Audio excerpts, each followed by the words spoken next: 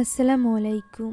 পেরেওয়ান গান এটা এমন এক বৃদ্ধা জিন যে কিনা মানুষের ইচ্ছা মতো ধন সম্পদ এবং সম্মান এনে দিতে পারে, তবে এর বদলে সে কেড়ে নেয় ওই মানুষের জীবনের সব থেকে প্রিয় মানুষটিকে। আর একবার যদি কেউ এই জিনের সাথে ডিল করে তাহলে সে আর মৃত্যুর আগ পর্যন্ত ফিরে আসতে পারে না, এমনকি তার মৃত্যুর পরও পরবর্তী 7 প্রজন্মকে এই জিনের জ্বালা ভোগ করতে হয়। আজকের এই গল্পটি ইন্দোনেশিয়ার এমনই এক পরিবারকে ঘিরে, যাদের একজনের করা এই কালো জাদুর মাসুল দিতে হয় তাদের পুরো বংশ ধরে। কি রহস্য লুকানো আছে এই পুরো পরিবারের মাঝে জানতে পারবো আজকের এই গল্পে, যার নাম পেরেওয়ান গান। তো চলুন আর দেরি না করে এখনই চলে যাওয়া যাক গল্পে। গল্পের শুরুতে আমরা ইন্দোনেশিয়ার এক ঘুটঘুটে অন্ধকার বাড়ির দৃশ্য দেখতে পাই, যেখানে বাইরে থেকে ধামধাম করে আওয়াজ আসছিল। বাড়ির বাইরে ছিল একটা বিশাল আকৃতির গুদাম ঘর, এর ভেতর থেকেই আওয়াজটা আসছিল। আমরা দেখতে পাই একজন মহিলা কাঠের একটা বক্সের ভেতরে কিছু একটা রেখে তার উপরে কাঠের একটা টুকরো দিয়ে আঘাত করছে। পাশের একটা খাঁচায় অনেকগুলো কাক আটকে রাখা হয়েছিল, সেই সাথে রাখা ছিল অনেকগুলো কালো জাদুর জিনিসপত্র। এর মধ্য থেকে একটা কাককে হাতে তুলে নেয় ওই মহিলা, আর এরপর সে একটা মন্ত্র পড়তে পড়তে কাকের গায়ের পালকগুলো ছিঁড়তে থাকে। পালক ভালোভাবে ছাড়ানোর পর সে ওই কাক 3টাকেও দিয়ে দেয় ওই কাঠের বক্সের ভেতর। আর এরপর ওই কাঠের বড় হামান তুলে নেয় এবং সেটা দিয়ে পিষতে থাকে ওই কাক। আমরা বুঝতে পারি এর ভেতরে সবই ছিল কাকের মাংস, যেগুলোকে এইভাবে রিচুয়াল করে পরদিন সকালে সুদার্শী অর্থাৎ ওই মহিলা নিজের রেস্টুরেন্টে বিক্রি করে মুরগি হিসাবে। যে ব্যাপারে কিছু না জানা সকল কাস্টমাররা ওই খাবার খুবই মজার সাথে খেতে থাকে। এটা তাদের 14তম ব্রাঞ্চ ছিল, অর্থাৎ এরকম রেস্টুরেন্ট তাদের এই শহরে অনেকগুলো আছে। হতে পারে তার করা ওই কালো জাদুর কারণেই তার রেস্টুরেন্টের এত সফলতা। এখানে তার হাজবেন্ডও তার এই কাজে ভীষণ খুশি ছিল, তার অনেক প্রশংসাও করে। ওই দিন রাতের দৃশ্য আমরা দেখতে পাই, যেখানে সুদার্শী ড্রাগন ফল কাটছিল। তার থেকে কিছু দূর সামনেই তার হাজবেন্ড দাঁড়িয়েছিল, সেও সেখানে দাঁড়িয়ে কাজ করছিল। সে অন্যদিকে তাকিয়ে সুদার্শীর সাথে কথা বলতে থাকে। এদিকে সুদার্শী আচমকাই নিজের পাশে একটা কাককে দেখতে পায়, যে কাক যেন তাকে ইশারা করে। সাথে সাথে সুদার্শীর হাত যেন একা একাই চলতে আরম্ভ করে। সে নিজের হাত, নিজের শরীরকে কিছুতেই কন্ট্রোল করতে পারছিল না। এভাবেই সে ছুরি নিয়ে এগিয়ে যেতে থাকে তার হাজবেন্ডের দিকে। এই ব্যাপারে কোনো কিছু না জানা তার হাজবেন্ড তো তখনও পর্যন্ত সুদার্শীর প্রশংসা করছিল, যে সে কত সুন্দরভাবে রেস্টুরেন্টগুলো চালাচ্ছে, তার কারণেই তাদের রেস্টুরেন্টে এখন এত ইনকাম হচ্ছে। তখনই সুদার্শী দেখতে পায় সে তার হাজবেন্ডকে মারতেই যাবে, হুট করে তার হাজবেন্ড তার দিকে ঘুরে বলে থ্যাংক ইউ। সুদার্শীর হুঁশ ফেরে এবং সে দেখতে পায় সে তো তখনও পর্যন্ত ড্রাগন ফলই কাটছিল। সে তার পাশে ওই কাককেও দেখতে পায় না, ফলে সে বুঝে উঠতে পারছিল না যে এইমাত্র তার সাথে কি হলো।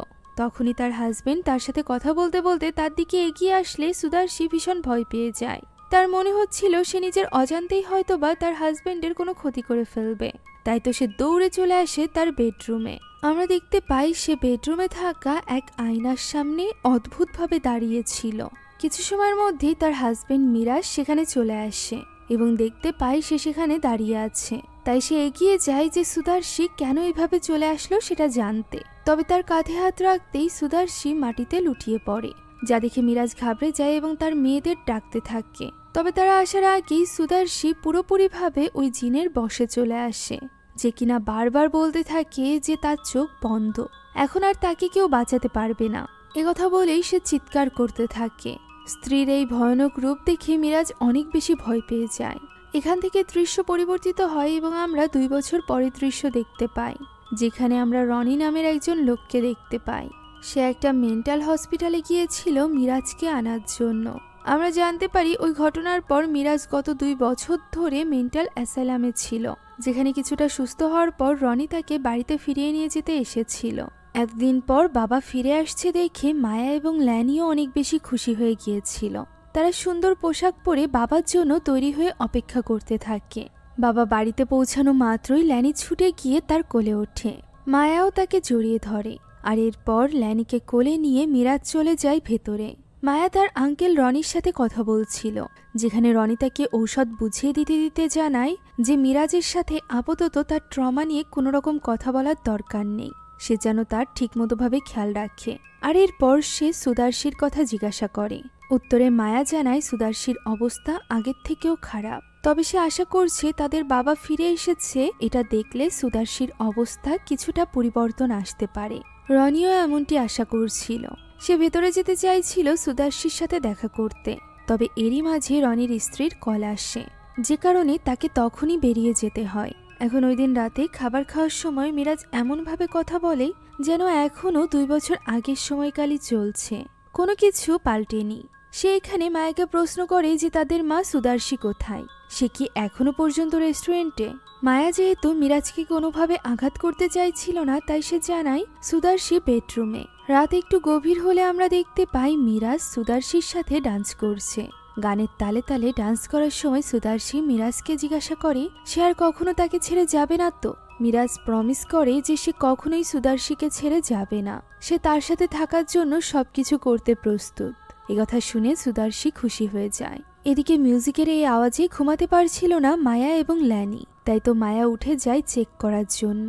সে যখন তার মায়ের ঘরে আসে তখন সে দেখতে পায় তার বাবা একা একাই পাগলের মতো নাচছে এবং তার মাকে উদ্দেশ্য করে বলছে সে তাকে প্রচণ্ড মিস করে। এই কথা শুনে মায়া চোখের পানি আটকে রাখতে পারে না। ওই সময় ওই ঘরে আমরা ওই আয়নাটিকেও দেখতে পাই, যে আয়নাটির সামনে 2 বছর আগে পজেস হয়ে গিয়েছিল সুদার্শী। তখন থেকে এখন পর্যন্ত সুদার্শীর নিজের কোনো হুঁশ নেই, সে বিছানায় ঘুমিয়েছিল। তাই তো বাবার এই কষ্ট দেখে সুদার্শী অনেক ইমোশনাল হয়ে নিজের ঘরের দিকেই ফিরে যাচ্ছিল। তবে আচমকাই আওয়াজ হয়ে ওঠে। পিছে ঘুরে সে দেখতে পায় জানালার কাঁচ ভাঙা এবং ওই ভাঙা অংশে রয়েছে কাকের কিছু পালক। দেখে বোঝাই যাচ্ছিল জোরে কাক এসে লাগার কারণেই জানালার কাঁচটি ভেঙে গিয়েছিল। তবে মায়া এটা দেখে অবাক হয় যে বাইরে জঙ্গলের কাছে দাঁড়িয়ে আছে তার বাবা, যে কিনা একটু আগেই তার মায়ের ঘরে ছিল। সে বুঝতে পারছিল না যে সে কি করবে, তাই মায়া জানালায় আওয়াজ করে তার বাবাকে ডাকতে থাকে। যখন সে কোনো সাড়া দেয় না তখন মায়া দৌড়ে বাইরে চলে যায় তার বাবার কি হয়েছে তা দেখার জন্য। তখনই মিরাজ আচমকা খুবই ভয়ানকভাবে মায়ার দিকে তাকায়, আর এরপর সে দৌড়ে গিয়ে একটা রডের ভেতর নিজের মাথা ঢুকিয়ে দেয়। চোখের সামনে বাবার এমন নির্মম মৃত্যু দেখে মায়া চিৎকার করে ওঠে। দৃশ্য চলে যায় পরদিন সকালে। মিরাজের দাফন কাফন শেষ হওয়ার পর সেখানে আসে তার 3 ভাই বোন। এরই মাঝে কল আসে মায়ার কাছে আঙ্কেল রনির, যেখানে আঙ্কেল রনি জানায় সে একটু কাজে ফেঁসে গিয়েছে, আগামীকাল সে মায়ার সাথে দেখা করতে আসবে। এখানে মায়ার মুখ দেখে স্পষ্টভাবে বোঝা যাচ্ছিল যে সে তার ফুফু এবং চাচাদেরকে একদমই পছন্দ করে না। আর এর কারণও আমরা বুঝতে পারি, মূলত তাদের নজর ছিল মায়াদের সম্পত্তির উপর। এত বড় বাড়ি মায়া কিভাবে সামলাবে, তাই তো এই বাড়িটি বিক্রি করে তারা টাকা নিতে চাইছিল এবং মায়াদেরকে ছোট কোনো অ্যাপার্টমেন্টে শিফট করতে চাইছিল। এমনিতেও তাদের মতে এই বাড়িটি ছিল তাদের বাবার, অর্থাৎ মায়ার দাদার। এ কথার প্রতি উত্তরে মায়ার ফুফু তার চাচাদেরকে মনে করিয়ে দেয় যে তারা তাদের অংশের টাকা অলরেডি নিয়ে নিয়েছে, এই বাড়ির উপর এখন আর তাদের কোনো রকম অধিকার নেই। তবে এখন যেহেতু ভাই ছিল না, তাই তাদের ভাইয়ের সম্পত্তির উপর একটা খারাপ নজর ছিল। তবে তাদের এই লোভের পক্ষে ছিল না মায়ার ফুফু আয়ু, তাই তো তাদেরকে চুপ করিয়ে সে চলে যায় সুদার্শীর সাথে দেখা করতে। সেখানে সুদার্শীর এই অবস্থা দেখে তার ভীষণ খারাপ লাগছিল। এমন সময় সেখানে চলে আসে মায়া। মায়া যেহেতু তার ফুফু চাচাদের অতটা পছন্দ করতো না, তাই সে একটু রুড হয়েই তার ফুফুকে এখান থেকে চলে যেতে বলে। তখন আয়ু সুদার্শীর কানের কাছে মুখ নেয় এবং কিছু একটা বিড়বিড় করে বলে, আর এরপর সে তাকে বিদায় জানিয়ে বেরিয়ে আসে। তবে সে ওই ঘর থেকে বেরিয়ে আসার আগে খুবই রহস্যজনকভাবে ওই আয়নার দিকে তাকায়, যেন সে এই আয়নার ব্যাপারে কিছু একটা জানে। এখন সে বেরিয়ে যাওয়ার পর মায়া সুদার্শীকে পরিষ্কার করিয়ে দেয়। মায়া এখন পুরোপুরি একা হয়ে পড়েছিল তার বাবাকে হারিয়ে। কত বছর হয়ে গেল সে তার মায়ের কণ্ঠস্বর শোনেনি, তাই সে এখানে তার মাকে বলতে থাকে যে সে তাকে ভীষণ মিস করে। সে যদি তাদের কথা শুনতে পারে তাহলে যেন সে দ্রুত সুস্থ হয়ে ওঠে। বাবা যাওয়ার পর তার জন্য ল্যানিকে নিয়ে এই বাড়ি সামলানো অনেক বেশি কঠিন হয়ে দাঁড়িয়েছে। এখন মাকে পরিষ্কার করে দিয়ে তারা 2 বোন মিলে মাকে খাইয়ে দেয়, যেখানে ল্যানি অনেক বেশি ইমোশনাল হয়ে পড়ে এবং মায়ের সামনে কাঁদতে কাঁদতে প্রশ্ন করে যে তাদের মা কবে সুস্থ হবে। মায়া এখানে ছোট বোনটিকে জড়িয়ে ধরে আশ্বাস দেয়। আর এরপর সে বাইরে এসে দেখতে পায় তার ফুফু এবং চাচারা তখনও তার সাথে কথা বলার জন্য ওয়েট করে আছে, যা দেখে মায়া বুঝতে পারছিল যে তারা কি ব্যাপারে কথা বলতে চাইছে। তাই সে তাদেরকে উদ্দেশ্য করে বলে যে সে এখনই কোনো ব্যাপার নিয়ে কথা বলতে চায় না। গত রাতে তার বাবা মারা গিয়েছে, মা অনেক অসুস্থ, যদি কোনো কিছু নিয়ে কথা বলার থাকে তাহলে সে পরবর্তীতে বলতে চায়। তখন তার ছোট চাচা একটু রেগে যায় এবং বলে তারা তার ভালোর জন্যই কথা বলতে এসেছে। তারা জানে মায়ার এখন টাকার প্রয়োজন, তার বাবা আর বেঁচে নেই। এই মুহূর্তে এত বড় বাড়ি রেখে সে কি করবে? এর থেকে ভালো ছোট বাড়িতে শিফট হয়ে যাওয়া এবং এটা বিক্রি করে যে টাকা পাবে তাই দিয়ে তার মায়ের চিকিৎসার খরচও সে চালাতে পারবে। যা শুনে মায়ার ধৈর্যের বাঁধ এবার ভেঙে যায়। সে বলে যে তারা যদি তার ভালোই চাইতো তাহলে এখনই তাদেরকে রাস্তায় নামানোর ব্যাপারে তারা উঠে পড়ে লাগতো না। তারা এই বাড়িটি বিক্রি করতে চাইছে নিজেদের স্বার্থ হাসিলের জন্য, এতে মায়ার কোনো ভালো হবে না। একথা বলে সে তাদেরকে পরে আসতে বলে, যা শুনে তার ফুফু তাকে একটু শান্ত হতে বলে এবং বলে যে তারা এই ব্যাপারে পরবর্তীতে কথা বলবে। এভাবেই সে কোনো মতে নিজের দুই ভাইকে নিয়ে সেখান থেকে বেরিয়ে আসে। যাওয়ার সময় আয়ুকে তার ভাই জিজ্ঞাসা করে যে সুদার্শীর অবস্থা কি। আয়ু জানায় এখনও ওই একই অবস্থাতেই সে পড়ে আছে, যা শুনে তারা হতাশ হয়ে বলে যে তাহলে তারা কিভাবে তাদের উদ্দেশ্যে সফল হবে। তখনই আয়ু তার হাতে থাকা এক গুচ্ছ চুল দেখায়, যেটা সে সুদার্শীর মাথা থেকে নিয়েছিল। এই চুলের সাহায্যে তারা কি করতে চাইছিল তা আপাতত আমরা জানতে পারি না। এখন ওই রাতের দৃশ্য আমরা দেখতে পাই, যেখানে ছোট বোন ল্যানি কিছুতেই ঘুমাতে পারছিল না। তার বাবার কথা তার ভীষণভাবে মনে পড়ছিল। মায়া তাকে সান্ত্বনা দিয়ে বলে যে বাবাকে মিস করলে সে যেন বাবার জন্য প্রে করে। একথা বলে মায়া তার বোনের কাছে আসে এবং দুই বোন মিলে মহান আল্লাহ তাআলার কাছে তাদের বাবার জন্য দোয়া করতে থাকে। ওই সময় বাইরে প্রচন্ড ঝড় বৃষ্টি হচ্ছিল। ল্যানি কাঁদতে কাঁদতে তার বোন মায়াকে জিজ্ঞাসা করে যে এই ঝড় বৃষ্টিতে মাটির নিচে থেকে তার বাবার কষ্ট হচ্ছে না। মায়া এই কথার কোনো জবাব দিতে পারে না। এখন এই ঝড় বৃষ্টির কারণে বাড়িতে বৈদ্যুতিক সংযোগ ছিল না, যেটা দেখে মায়া চলে আসে বাতি জ্বালাতে। তখন তার পেছনে আমরা কাউকে একটা দেখতে পাই, যাকে মায়া একদমই লক্ষ্য করে না। সে ওই বাতিটি জ্বালিয়ে চলে যায় নিজের ঘরে। বেড টেবিলের উপর রেখে সে যখন বিছানার উপর বসে তখনই সে দেখতে পায় তার বিছানায় পায়ের কাছে একটা কাক বসে আছে। এটা দেখে সে একটু ঘাবড়ে যায়। সে দেখতে পায় জানালা খোলা, হয়তোবা এখান থেকেই কাকটি ভেতরে প্রবেশ করেছে। তবুও মায়ার অনেক ভয় লাগছিল, তাই চাদর দিয়ে সে ওই কাকটিকে উড়িয়ে দেওয়ার চেষ্টা করে। তবে পরক্ষণেই দেখা যায় সেখানে দাঁড়িয়ে আছে তাদের বাবা, যার মাথার ভেতরে রয়েছে একটা ছিদ্র। মুহূর্তের মধ্যে সেখানে অসংখ্য কাক চলে আসে, যারা কিনা মিরাজকে ঘিরে উড়ে বেড়াচ্ছিল এবং জোরে জোরে ডাকছিল। এমন ভয়ানক স্বপ্ন দেখে ঘুম ভেঙে যায় মায়ার। ঘুম থেকে উঠেও যেন এই স্বপ্নের রেশ কাটে না। ভয়ে তার অবস্থা অনেক খারাপ হয়ে গিয়েছিল। এখন পরদিন সকালে তাদের বাড়িতে আমরা একটা ট্রাক আসতে দেখতে পাই, যেটাতে করে একজন ক্রেতা এসেছিল। মূলত মায়ের কাছে সকল টাকা ফুরিয়ে গিয়েছিল। এখন খাবার খাওয়ার জন্য তাকে পুরনো জিনিস বিক্রি করতে হচ্ছিল। বাইরে থাকা গোডাউনের ভেতরে বেশ কিছু পুরনো জিনিস ফেলে রাখা ছিল, যেগুলো সে বিক্রির ব্যবস্থা করে। লোকগুলো বেশ কম দাম দিয়ে তার কাছ থেকে এই জিনিসগুলো কেনে।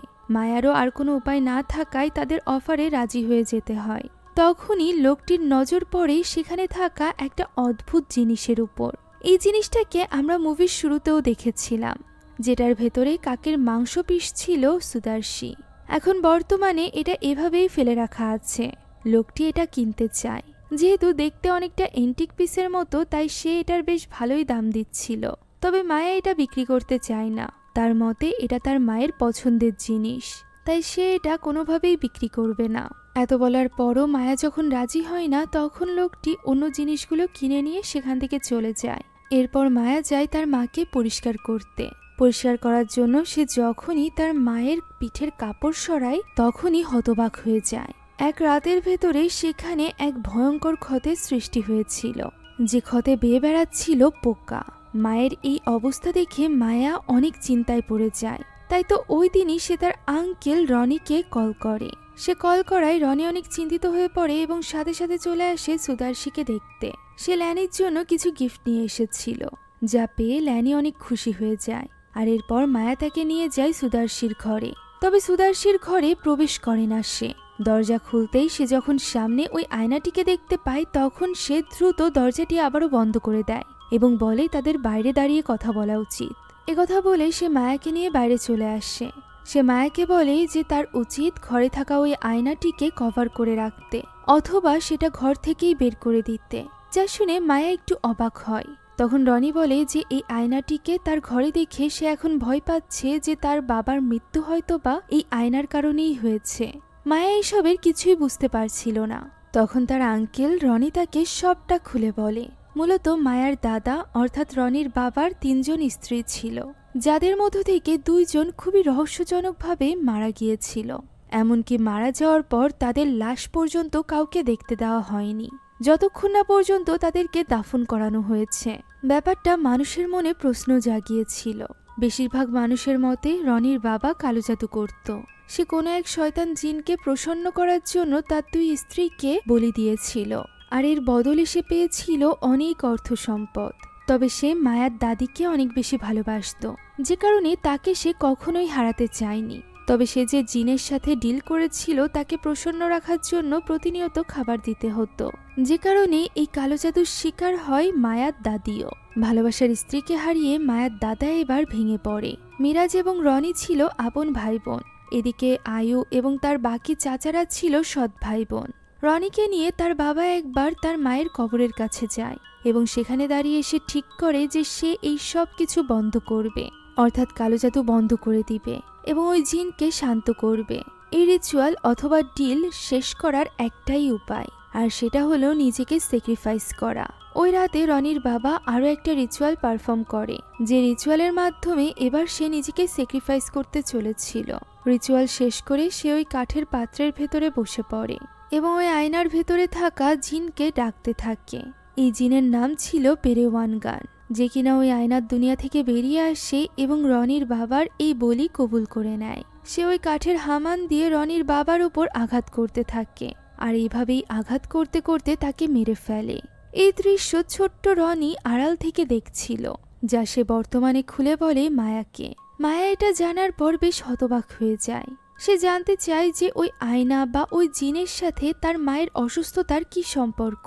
তার চাচা রনি এই ব্যাপারে তাকে বলতেই যাচ্ছিল, এমন সময় তার কাছে তার স্ত্রীর কল আসে, যেখানে সে তার স্ত্রীকে জানায় যে সে একজন রোগীকে দেখার জন্য দূরে এসেছে। তার স্ত্রী তাকে দ্রুত বাড়িতে ফিরতে বললে রনি তখনই বেরিয়ে যাবে বলে ঠিক করে। তাই তো সে মায়াকে আর কিছুই বলতে পারে না, বরং মায়াকে সাবধানে থাকতে বলে তখনই সে রওনা হয় বাড়ির উদ্দেশ্যে। আমরা দেখতে পাই ঘরের ভেতর থেকে জিন তাদের উপর নজর রেখেছিল, হয়তোবা সেই চাইছিল না মায়া সবটা জানুক। এখন ওই দিন সন্ধ্যার দিকে মাকে আবারও পরিষ্কার করার জন্য মায়া তার ঘরে যায়। তবে দরজা খুলতেই সে ভীষণ ভয় পেয়ে যায়, কেননা আয়নায় সে দেখতে পায় যে ওই জিন তার মায়ের পিছে বসে আছে এবং তার মায়ের পিঠের ওই ক্ষত স্থান চেটে পরিষ্কার করছে, যা দেখে মায়া অনেক বেশি ঘাবড়ে যায় এবং তখনই রনিকে কল করার চেষ্টা করে। তবে রনি কিছুতেই কল রিসিভ করছিল না। এরই মাঝে মায়া লক্ষ্য করে ল্যানি তার মায়ের ঘরের দিকে যাচ্ছে।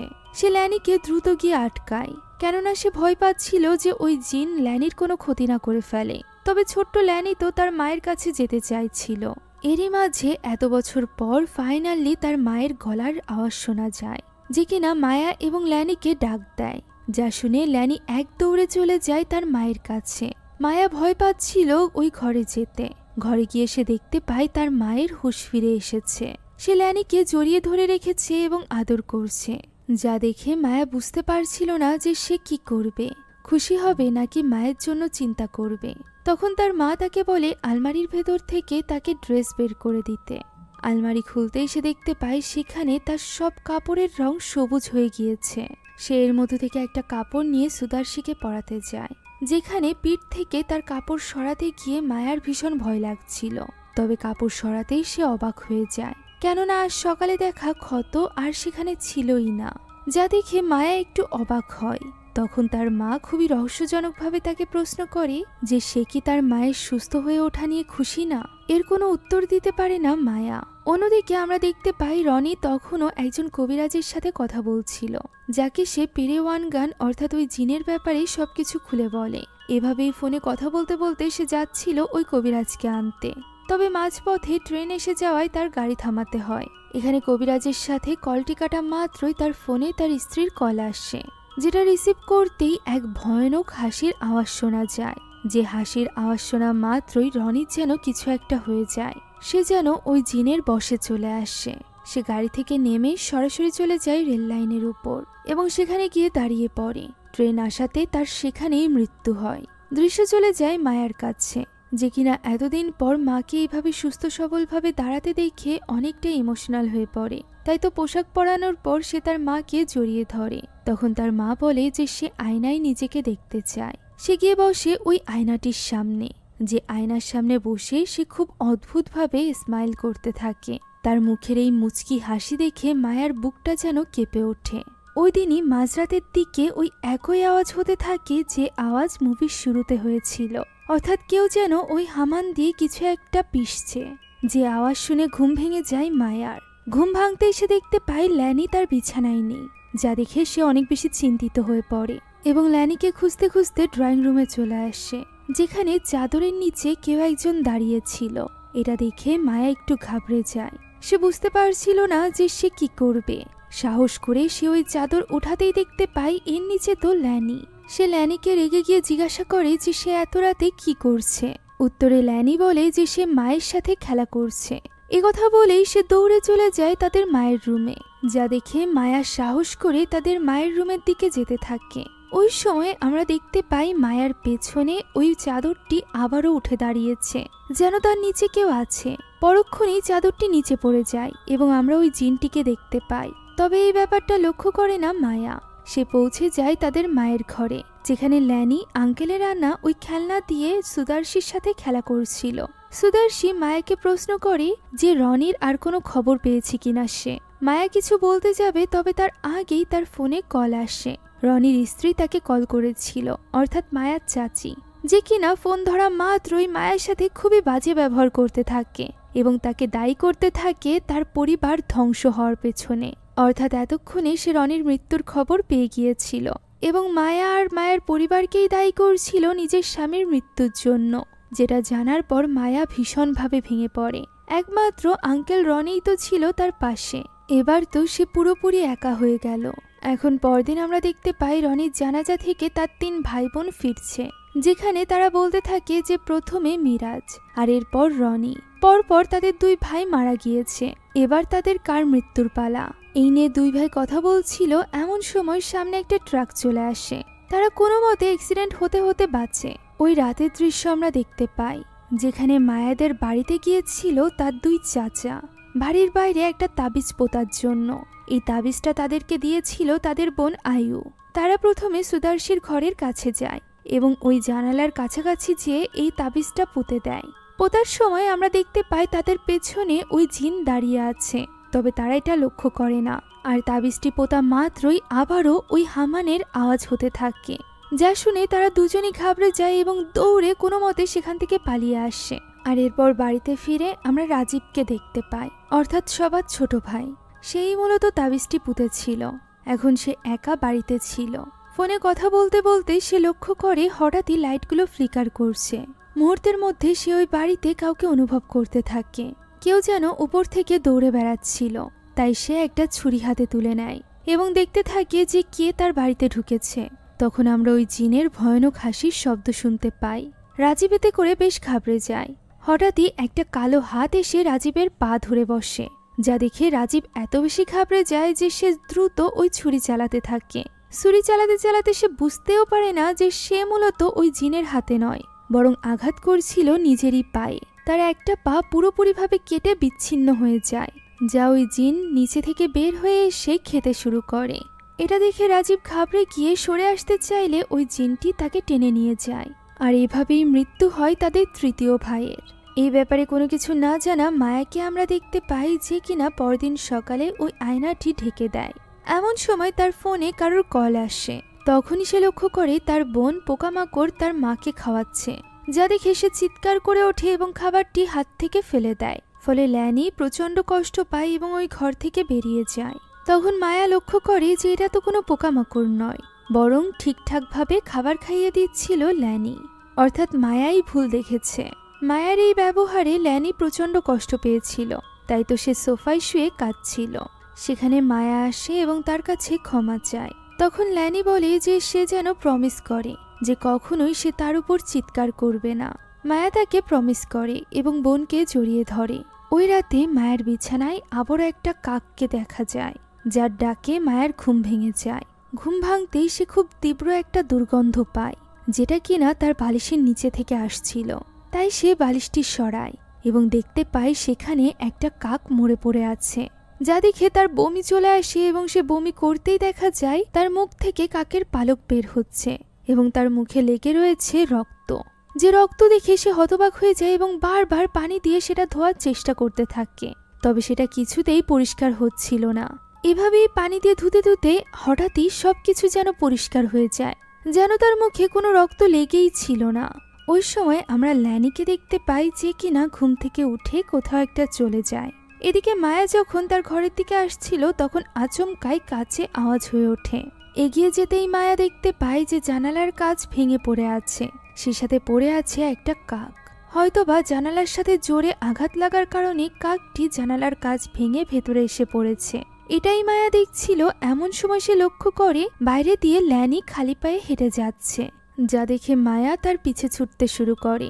অন্যদিকে ল্যানি পৌঁছে গিয়েছিল বাড়ির পাশে থাকা কুয়োয়। সে ওই কূপের উপরে উঠে তার ভিতরে লাফ দিতেই যাবে, তবে তার আগেই মায়া তাকে ধরে ফেলে। ল্যানির হুঁশ ফিরলে সে নিজেও বলতে পারে না যে সে বাইরে কেন এসেছিল, তাই তো মায়া তাকে দ্রুত নিয়ে ভেতরে চলে আসে। তখন আমরা দেখতে পাই কুয়োর ভেতরে দাঁড়িয়ে আছে তাদের মা সুদার্শী। হয়তোবা এটা তাদের মা নয়, বরং ওই জিন ছিল, যে কিনা ধোঁকা দিয়ে ল্যানিকে মেরে ফেলার চেষ্টা করছিল। যেটা বুঝতে পেরে মায়া এবার সরাসরি চলে আসে তার মায়ের ঘরে, যেখানে আয়না এসে দেখতে পায় তার মা বসে চুল আঁচড়াচ্ছে, তবে বাস্তবে তো সে ঘুমিয়েছিল। ফলে মায়া বুঝতে পারে যে এই আয়নাটিকে আগে তার বাড়ি থেকে বের করতে হবে। তাই সে ওই সময় আয়নাটিকে নিয়ে যেতে যায় বাড়ির বাইরে, যেখানে আয়নার রিফ্লেকশনে আমরা দেখতে পাই ছাদে ওই জিন ঝুলছে। এখন ওই আয়নাটি বাইরে নিয়ে গিয়ে মায়া সেটা ভেঙে ফেলার চেষ্টা করতে থাকে, তবে যত বড় পাথর অথবা কাঠের টুকরো দিয়ে সে আঘাত করুক না কেন, আয়নাটি কিছুতেই ভাঙে না, যা দেখে মায়া এবার অতিষ্ঠ হয়ে পড়ে। তবে সবথেকে বেশি অবাক তো সে পরদিন সকালে হয়, যেখানে সে মায়ের ঘরে গিয়ে দেখতে পায় যে আয়নাটি আবারও তার ঘরে ফিরে এসেছে। সে এখানে ল্যানিকে বাহানা করে বাইরে পাঠিয়ে দেয় এবং তার মা সুদার্শীকে বলে যে তার কাপড়টা পরিবর্তন করতে হবে। সে আলমারির ভেতর থেকে সাদা একটা জামা বের করতে গেলে সুদার্শী বলে সে সবুজ জামা পরবে।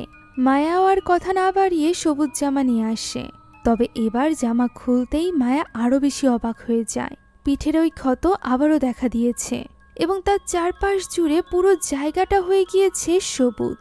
তখনই সুদার্শী বলে ওঠে, মরার সময় চলে এসেছে। ফলে এই অবস্থা দেখে মায়া এবার যেতে চাইছিল সাহায্য খুঁজতে, তবে সে বাড়িতে ল্যানিকে একা রেখে যেতে চাইছিল না। তবে ল্যানি তো কিছুতেই তার সাথে যাবে না বলে জানিয়ে দেয়। সে তার মায়ের কাছেই থাকবে বলে দৌড়ে চলে যায় সুদার্শীর ঘরে, আর সেখানে গিয়েই সে অবাক হয়ে যায়, কেননা সুদার্শীর ওই সবুজ রং শরীর ছেয়ে এবার মুখ পর্যন্ত পৌঁছে গিয়েছিল, যা দেখে ল্যানিও এবার ভয় পেয়ে যায়। মায়া দ্রুত ল্যানিকে নিয়ে গাড়ি নিয়ে বেরিয়ে পড়ে সাহায্যের আশায়। গাড়ি চালিয়ে যেতে যেতে রাত হয়ে যায়। রাতের বেলা সে একটা স্টপেজে দাঁড়িয়েছিল, যেখানে একজন বৃদ্ধা আসলে সে টাকা বের করে তাকে দিতে যায়। তবে ওই বৃদ্ধা বলে যে টাকা নয়, বরং সে তো তাদের সোল চায়। যা বলার সাথে সাথে তারা ভয় পেয়ে যায় এবং দ্রুত গাড়ি চালাতে শুরু করে। দেখা যায় বৃদ্ধা পেছনে নেই, বরং সে তো তাদের জানালার সাথে ঝুলে তাদের কাছে বারবার তাদের সোল চাইছিল। এভাবেই এক ভয়ঙ্কর ভূতুরে অভিজ্ঞতা নিয়ে ল্যানি এবং মায়া গিয়ে পৌঁছায় তাদের ফুফুর বাসায়, অর্থাৎ আয়ুর বাড়িতে। সেখানে তাদেরকে দেখে আয়ু বেশ অবাক হয়ে যায়। ভেতরে নেওয়ার পর সে ল্যানির কাছ থেকে জানতে পারে যে তাদের মা সবুজ হয়ে গিয়েছে এবং তার চোখ হয়ে গিয়েছে পুরোপুরি লাল। কথা শুনে আয়ু বলে, এমনটি তো হওয়ারই ছিল। ওই বাড়িতে এখন যে আছে সে তাদের মা নয়, বরং তার মায়ের শরীরে রয়েছে পেরেওয়ান গান। আয়ু জানায় যে তাদের বাবা ওই রিচুয়াল শেষে মারা যায় এবং তার কথা অনুযায়ী ওই আয়নাকে ফেলে দেওয়ার কথা ছিল সমুদ্রের ভেতরে, তবে এমনটি কখনোই করা হয়নি। সময়ের সাথে ওই বাড়িতে বউ হয়ে আসে সুদার্শী। হঠাৎই সুদার্শীর ব্যবসায় এত উন্নতি দেখে আয়ুর সন্দেহ হয়েছিল, তবে তার সাহসী কোলায়নি তার কাছে সত্যিটা জিজ্ঞেস করার। তার আগেই সুদার্শী অসুস্থ হয়ে পড়ে, কেননা সে এই জিনের সাথে করা নিজের প্রমিস রাখেনি। মূলত এই জিনের সাথে ডিল করলে তাকে তার পছন্দ মতো বলি দিতে হয়। সুদার্শীর সাথে ডিল করার পর জিন বলি চেয়েছিল সুদার্শীর স্বামী অর্থাৎ আয়ুর ভাই মিরাজকে, তবে সুদার্শী এমনটি করতে পারেনি, কেননা সে মিরাজকে প্রচণ্ড ভালোবাসত। যেহেতু ডিল করার পর সুদার্শী নিজের প্রমিস রাখেনি, তাই ওই জিন প্রথমেই সুদার্শীকে পজেস করে নেয়। আর এরপর যখন মিরাজ আবারও বাড়িতে ফিরে আসে, সেই রাতেই ওই জিন মিরাজকে মেরে ফেলে। জিনের সাথে করা কোনো ডিল যদি ব্যাহত হয় তাহলে জিন কতটা ভয়ানক হয়ে উঠতে পারে এই ব্যাপারে কোনো ধারণা ছিল না সুদার্শীর। এখন ওই জিন শুধুমাত্র তার আত্মীয় স্বজনই নয়, বরং 7 প্রজন্ম পর্যন্ত মানুষের পিছে পড়ে থাকবে। আর এর থেকে বাঁচার একটাই মাত্র উপায় আছে। আয়ু মায়াকে একটা পাত্রে করে বিশেষ পানি দেয়। এই পানিটি ঝাড়ফুঁক করা ছিল। গুনে গুনে 7 বার এই পানি তাকে সুদার্শীর ওপর ছড়াতে হবে, তাহলে হতে পারে সুদার্শীর শরীর থেকে ওই জিন বেরিয়ে যাবে। আর যদি কোনোভাবে মায়া এটা করতে ব্যর্থ হয় তাহলে যেন সে সুদার্শীকে জীবিতই জ্বালিয়ে দেয়। এটা শোনা মাত্রই মায়া কাঁদতে শুরু করে। তখন আয়ু তাকে বোঝায় ওই বাড়িতে যে আছে সে তাদের মা সুদার্শী নয়, বরং সে ওই জিন। তাই তাকে পোড়ানোর সময় মায়া যেন দ্বিতীয়বার না ভাবে। মায়া বলে সে এটা করতে যাবে, তবে ততক্ষণ পর্যন্ত যেন আয়ু ল্যানির খেয়াল রাখে। তবে আয়ু এমনটি করতে চায় না, কেননা সে জানতো ল্যানি সব থেকে বেশি নিরাপদ থাকবে মায়ার কাছে। তাই সে মায়াকে সবসময় ল্যানিকে সাথে রাখতে বলে। তারা বেরিয়ে যাওয়ার পর আমরা আয়ুর ঘরের সিলিংয়ে ওই জিনকে উল্টো ঝুলে থাকতে দেখতে পাই। যে ব্যাপারে খেয়াল না করা আয়ু বসে যায় প্রোটেকশন স্পেল পড়তে, তবে এই রিচুয়াল ব্যর্থ হয় এবং ওই জিন এসে আয়ুকে শেষ করে দেয়। এদিকে ততক্ষণে মায়া এবং ল্যানি গিয়ে পৌঁছেছিল তাদের বাড়ির সামনে। মায়া ল্যানিকে গাড়ির ভেতরেই লুকিয়ে থাকতে বলে এবং বলে যে কেউ আসলেও যেন সে দরজা না খোলে, বিশেষ করে তাদের মা। কথা বলেই সে ভেতরে চলে যায় এবং ল্যানি গাড়ির দরজা লক করে বসে পড়ে। অন্যদিকে বাড়ির ভেতরে ঢুকে লাইট জ্বালাতেই বাল্বগুলো ফেটে যায়, ফলে মায়া একটা ল্যাম্প জ্বালিয়ে নেয় এবং ওই ল্যাম্পের আলোতেই সে পৌঁছে যায় তার মায়ের ঘরে। ততক্ষণে সুদার্শী পুরোপুরিভাবে সবুজ হয়ে গিয়েছিল। মায়া এখানে ওই রিচুয়ালটি শুরু করে এবং আয়ু যেভাবে তাকে পানি ঢালতে বলেছিল ঠিক সেইভাবেই সে পানি ঢালতে থাকে। অন্যদিকে আমরা বাইরে ল্যানিকে দেখতে পাই, যে কিনার সামনে দিয়ে কাউকে এগিয়ে আসতে দেখতে পাই এবং ভয় পেয়ে গিয়ে সিট পেছনের দিকে নামিয়ে শুয়ে পড়ে থাকে। তখনই গাড়ির উইন্ডোতে নক হয়। দেখা যায় সেখানে দাঁড়িয়ে আছে রনি। যেহেতু ল্যানি আঙ্কেল রনির মৃত্যুর ব্যাপারে কিছুই জানতো না, তাই সে রনিকে দেখে অনেক বেশি এক্সাইটেড হয়ে পড়ে। এদিকে মায়া ওই পানি সুদার্শীর শরীরে 7 বার দিয়েছিল। এরপরও কোনো রকম কোনো পরিবর্তন দেখা যায় না। হঠাৎই মায়া বাইরে থেকে গাড়ির দরজা লাগানোর শব্দ শুনতে পায়, ফলে সে ঘাবড়ে গিয়ে জানালার কাছে গিয়ে দেখতে পায় ল্যানি একা একা গাড়ি থেকে বেরিয়ে কোথাও একটা চলে যাচ্ছে। যা দেখে সে চিৎকার করে ল্যানিকে ডাকতে থাকে। তখনই দেখা যায় সুদার্শী উঠে দাঁড়িয়েছে। খুবই ভয়ানকভাবে তার শরীর উল্টো দিকে বাঁকিয়ে যায় এবং সে ভয়ানকভাবে এগোতে থাকে মায়ার দিকে।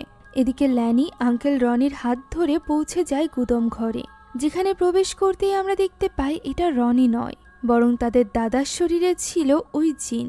এদিকে ল্যানির খোঁজ করতে করতে মায়া ওই ঘরের সামনে চলে আসে এবং আস্তে আস্তে করে দরজা খুলে ভেতরে প্রবেশ করে, যেখানে সে দেখতে পায় তার মা সেখানে দাঁড়িয়ে আছে। সেই সাথে দাঁড়িয়ে আছে তার দাদার বিভৎস রূপ। তার মা মায়াকে বলে যে মাথা নত করে তার দাদাকে সম্মান জানাতে। মায়া এটা করতে চাইছিল না, কেননা সে জানতো এটা আসলে জিন। তবে তার মা এখানে ল্যানিকে মেরে ফেলার হুমকি দিতে থাকে, যে কিনা অজ্ঞান হয়ে পড়েছিল ওই কাঠের পাত্রের ভেতর। তাই তো বাধ্য হয়ে মায়া তার দাদার দিকে এগিয়ে যায় এবং তার এই ভয়ানক হাত নিজের কপালে ছুঁয়ে তাকে সম্মান জানায়, যেটা দেখে সুদার্শীর ভেতরে থাকা ওই জিন খুশি হয়ে যায় এবং মায়ার মাথায় হাত বুলাতে থাকে। তখনই ল্যানির জ্ঞান ফিরে আসে এবং সে চিৎকার করে ওঠে। মায়া বলে তাকে দ্রুত পালিয়ে যেতে, তবে সে কিছুতেই ওই গুদাম ঘরের দরজা খুলতে পারছিল না। এরই মাঝে মায়া ধাক্কা দিয়ে সুদার্শীকে ওই পাত্রের ভেতরে ফেলে দেয়। অন্যদিকে তার দাদার শরীরে থাকা ওই জিন এগোতে থাকে ল্যানির দিকে। ওই মুহূর্তে মায়া বুঝতে পারে যে তাকে কি করতে হবে। সে ওই হামান দিয়ে সুদার্শীর ওপরই আঘাত করতে থাকে। সে এখানে সুদার্শীর শরীরে আঘাত করছিল, অথচ ক্ষতি হচ্ছিল ওই জিনের। তাদের দাদার শরীরে থাকা ওই জিন ল্যানি পর্যন্ত পৌঁছাতে পারে না, বরং সুদার্শীকে আঘাত করে করে মেরে ফেলার সাথে সাথেই তার দাদা সেখানেই পড়ে যায় এবং হাওয়ায় মিলিয়ে যায়, যা দেখে ল্যানি দৌড়ে এসে মায়াকে জড়িয়ে ধরে। মায়া এটা ভেবে ভীষণ ভেঙে পড়ে যে সে নিজ হাতেই নিজের মাকে শেষ করে দিয়েছে। এরপর তারা দুজন গাড়িতে এসে বসতেই হঠাৎই মায়ের মনে পড়ে যায় যে সে ওই আয়না তো ভেতর থেকে আনেইনি, আর ওই আয়না সমুদ্রের মধ্যে ফেলা না পর্যন্ত এই রিচুয়াল কমপ্লিট হবে না এবং এই জিন 7 পুরুষ পর্যন্ত তাদের পেছনে পড়ে থাকবে। তাই মায়া চলে যায় ভেতর থেকে আয়নাটি আনতে। ল্যানি তখন একাই গাড়ির ভেতরে ছিল। মায়া ভেতরে গিয়ে আয়নাটি নিতেই যাচ্ছিল, এমন সময় সে আয়নার রিফ্লেকশনে নিজের পেছনে ওই জিনকে দেখতে পায়, যে কিনা মায়াকে মাথায় আঘাত করে সেখানেই অজ্ঞান করে ফেলে। অন্যদিকে আমরা দেখতে পাই বাইরে বসেছিল গাড়ির ভেতরে ল্যানি, যে কিনা এবারও গাড়ির সামনে কাউকে একটা দেখতে পায়, যে কিনা খুব অদ্ভুতভাবে তার দিকে এগিয়ে আসছিল। এটা দেখে ল্যানি দ্রুত ড্রাইভিং সিটে গিয়ে লাইট জ্বালিয়ে দেয়, তবে তখন সামনে কাউকেই দেখা যায় না। আচমকাই গাড়ির বোনেটের ওপর এসে পড়ে ওই জিন, যে কিনা চারিদিক থেকে ল্যানিকে ভয় দেখাতে থাকে, এমনকি গাড়ির জানালা পর্যন্ত ভেঙে ফেলে সে।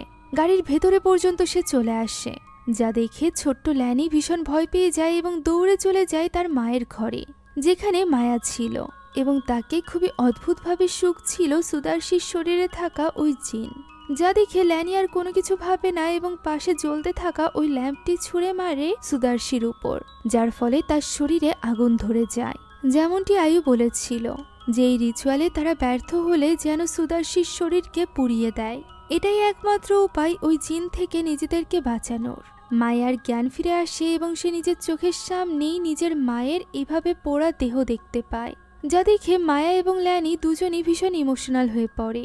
পরদিন সকালে তারা দুই বোন গিয়ে সমুদ্রের মাঝে ওই আয়নাকে ফেলে দেয়, আর এরপর সমুদ্রের পাড়ে বসেই রেস্ট করতে থাকে।